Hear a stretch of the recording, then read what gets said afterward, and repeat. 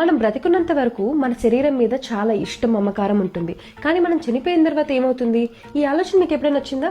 మాకు ఈ జిజ్ఞాస కలిగి శోధన మొదలుపెట్టాము. దాని యొక్క సమాధానం మాకు గరుడ పురాణంలో దొరికింది. గరుడ పురాణం మనకు 2 భాగాలుగా ఉంటుంది. ఒకటి పూర్వఖండం, రెండవది ఉత్తరఖండం. ఉత్తరఖండాన్ని మనం ప్రేతఖండం అని కూడా పిలుస్తాం. ఈ పూర్వఖండం అంటే మనిషి జీవితం గురించి, చేయాల్సిన పూజల గురించి, వ్రతాల గురించి, ఆచరించాల్సిన వాటి గురించి. రెండవది ప్రేతఖండం అంటే మనిషి చనిపోయిన తరువాత మొదలయ్యే ప్రయాణం గురించి చెప్తుంది. మనిషి తన చివరి క్షణాల్లో ఉన్నప్పుడు ఇంద్రియాలు పనిచేయడం మానేస్తాయి. ఆ సమయంలో అతను యమభటులను కూడా చూడగలుగుతాడు. కొద్దిసేపటికి ప్రాణం పోతుంది.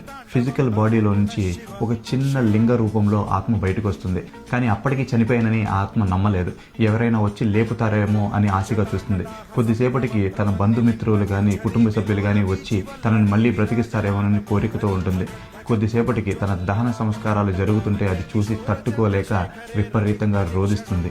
ఆత్మకి తన శరీరం మీదున్న మమకారం దహన సంస్కారాల తర్వాత చిన్నగా పోతుంది. మనిషి చనిపోయిన తర్వాత మొదటి 10 రోజులు చాలా కీలకమైనవి. ఎందుకంటే ఆత్మ విపరీతమైన ఆకలి దప్పికలతో ఉంటుంది. మనం పెట్టే పిండ ప్రదానాలతోనే ఆత్మ యొక్క ఒక్కొక్క శరీర భాగం ఏర్పడుతూ ఉంటుంది.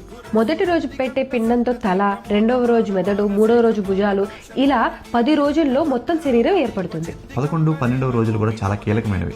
ఎందుకంటే ఆ సమయంలో ఆత్మ ఇంటి చుట్టూతో తిరుగుతూ బ్రతికున్నప్పుడు తానుకున్న ఇంటిని, తనకున్న బంగారాన్ని, సంపాదించిన ఆస్తిని ఇవేవి తన పైకి తీసుకెళ్లలేనని, ఇక తన ఇంటిని, తన వారిని అందరినీ వదిలేసి పైకి వెళ్లిపోవాల్సిన సమయం వచ్చిందని చింతిస్తూ ఆ 2 రోజులు పెట్టిన ఆహారాన్ని పూర్తిగా తిని తన ప్రయాణానికి కావాల్సిన శక్తిని అంతా కూడా తీసుకుంటుంది. ఇక చివరిగా 13వ రోజు, దాన్ని మనం పెద్ద కర్మగా కూడా పిలుస్తాం.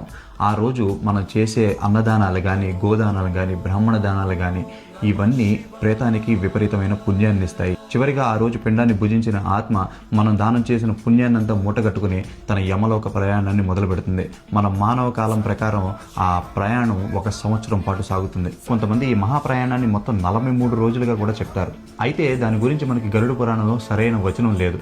కాబట్టి దాన్ని మనం 1 సంవత్సర యాత్రగానే చూస్తాం. దానికి తగ్గట్టుగానే మనం మొదటి సంవత్సరం అంతా మాసికాలు కూడా చేస్తాం.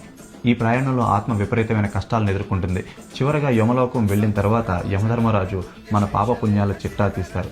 ఆ తర్వాత మన కర్మలు బట్టి మనం పుణ్యలోకానికి వెళ్తామా, అంటే స్వర్గానికి వెళ్తామా, లేదా నరకంలో శిక్షలు అనుభవిస్తామా అన్నది అక్కడే ఆధారపడుతుంది. ఇప్పుడు మీకు ఒక ప్రశ్న, యమధర్మరాజు యొక్క తండ్రి పేరేంటి? తెలిస్తే కమెంట్స్ లో చెప్పండి.